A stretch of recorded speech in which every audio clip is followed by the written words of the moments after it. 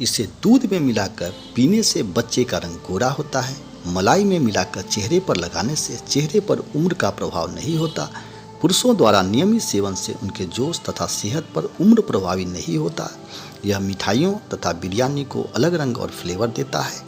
इसकी कीमत 2 लाख रुपए प्रति किलो से अधिक है। इसे भारत में रेड गोल्ड, सैफरॉन, जाफरान या केसर कहा जाता है। ऐसा माना जाता है कि केसर की उत्पत्ति यूनान में हुई, जो केसर की वाइल्ड वेराइटी है। इसका बोटेनिकल नेम क्रोकस कार्टराइटियनस है। व्यावसायिक केसर का बोटेनिकल नेम क्रोकस सटाइवस है। इसका उपयोग मुख्यतः दूध तथा दूध से बने मिठाई को अच्छा रंग तथा फ्लेवर देने में किया जाता है। आयुर्वेद में इसका उपयोग स्पर्म काउंट बढ़ाने, अविकसित स्तनों को विकसित करने, आर्थराइटिस के हीलिंग, लीवर बढ़ जाने तथा नपुंसकता और चेहरे को कोमल बनाने में किया जाता है। केसर की खेती सभी प्रकार के भूमि पर किया जाता है जहां यह अच्छा उत्पादन देता है। केसर के व्यावसायिक खेती के लिए आदर्श स्थिति। केसर की खेती के लिए उष्ण या समशीतोष्ण मौसम की आवश्यकता होती है। खेत की ऊंचाई समुद्र तल से 2000 मीटर ऊपर होनी चाहिए तथा 12 घंटा धूप चाहिए। भारत में इसकी रोपाई जून से सितंबर के बीच की जाती है। पौधे में 100 से 120 दिन में फूल आने लगते हैं। इसे गर्मी में भीषण गर्मी तथा ठंड में भीषण ठंड चाहिए। केसर की खेती इसके कॉर्म्स के द्वारा की जाती है, जो इसके तने का भूमि में दबा भाग होता है। केसर की मुख्यतः 3 प्रजाति होती है।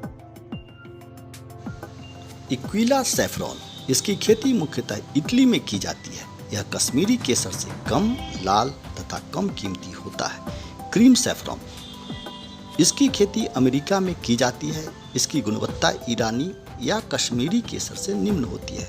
लच्छा सैफरॉन, इसकी खेती केवल कश्मीर के मिट्टी में की जाती है। इसकी क्वालिटी वर्ल्ड में नंबर 1 है। इसका रंग गहरा लाल होता है। केसर की खेती के लिए खेतों की अच्छी से सफाई करके 2 से 3 बार जुताई करें तथा इसी क्रम में रासायनिक एवं जैविक खाद खेत में मिला दें। पेड़ लगाने के लिए 10 से 15 सेंटीमीटर गहरा होल करें तथा पेड़ों के बीच 10 सेंटीमीटर की दूरी रखें। अच्छे से देखभाल करने पर 100 से 120 दिन में फूल आने लगते हैं। फूलों से स्टिग्मा प्राप्त करना एक बारीक तथा समय लेने वाला काम है। यही केसर को एक महंगा मसाला बनाता है।